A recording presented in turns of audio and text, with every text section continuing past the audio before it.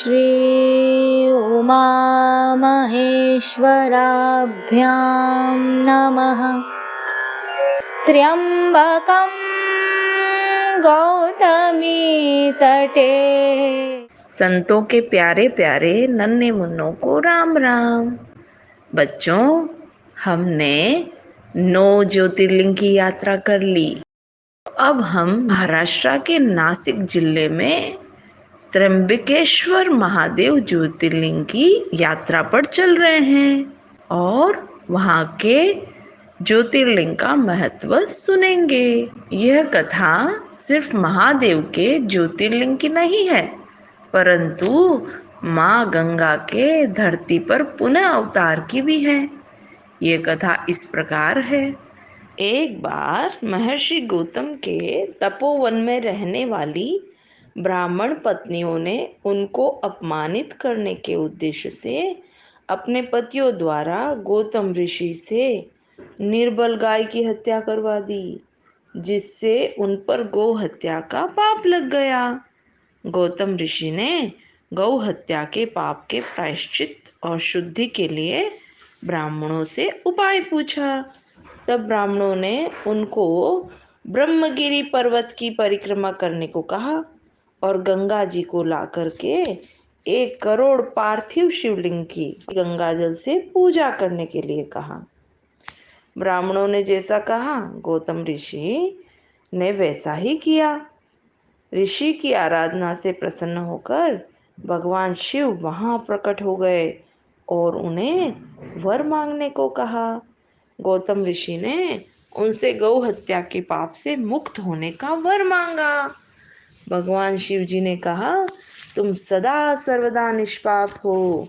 इन ब्राह्मणों ने तुम्हारे साथ छल किया है। तुम गंगा के समान पवित्र हो। मैं इन पापियों को दंड देना चाहता हूँ। इस पर गौतम ऋषि ने कहा, भगवान, उन्हीं के निमित्त तो मुझे आपका दर्शन प्राप्त हुआ है, अतः उन पर आप क्रोध न करें। संतों का स्वभाव बच्चों ऐसा ही होता है। उनके साथ कोई कितना भी बुरा करे तो भी वह उन पर गुस्सा नहीं करते हैं, उनका भला ही सोचते हैं। तो हमें भी संतों से ये सीख लेनी चाहिए। अब आगे सुनते हैं। तो गौतम ऋषि बोले, अगर आप प्रसन्न हैं तो आप यहाँ पर गंगा जी को प्रकट कर दीजिए और सदा सदा के लिए माँ पार्वती के साथ यहीं निवास कीजिए। उनकी बात मानकर भगवान शंकर यहाँ त्र्यंबक ज्योतिर्लिंग के नाम से स्थित हो गए। गौतम जी द्वारा लाई गई गंगा जी भी वहीं पास में गोदावरी नाम से प्रवाहित होने लगी। वह ज्योतिर्लिंग सभी पुण्यों को प्रदान करने वाली है। त्र्यंबकेश्वर ज्योतिर्लिंग में ब्रह्मा, विष्णु और महेश तीनों ही विराजित हैं। यही इस ज्योतिर्लिंग की सबसे बड़ी विशेषता है।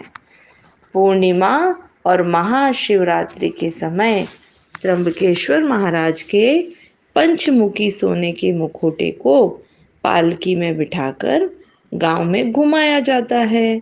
फिर कुशावर्त तीर्थ स्थित घाट पर स्नान कराया जाता है। इसके बाद मुखौटे को वापस मंदिर में लाकर हीरे जड़ित स्वर्ण मुकुट पहनाया जाता है। यह पूरा दृश्य त्र्यंबक महाराज के राज्याभिषेक सा महसूस होता है। इस यात्रा को देखना बेहद अलौकिक अनुभव है। बोलिए महादेव की जय हो। नारायण नारायण नारायण।